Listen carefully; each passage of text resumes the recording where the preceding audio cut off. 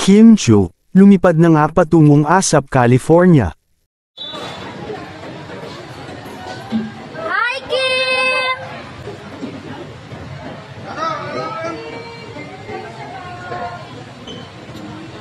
Hindi na nga magiging LDR sina Paolo Avellino at Kim Chiu dahil paatungo na ito ng California para sa ASAP natin ngayong August 3.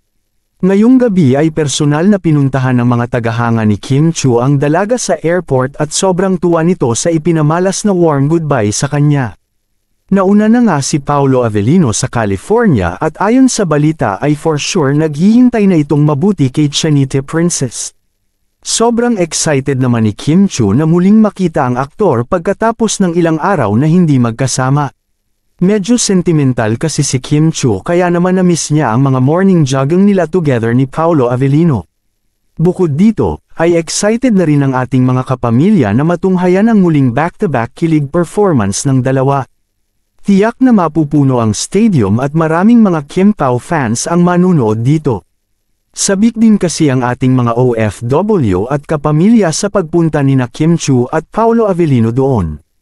Anong masasabi ninyo sa balitang ito? Comment down below. Maraming salamat sa panunood at huwag kalimutang mag-subscribe for more videos.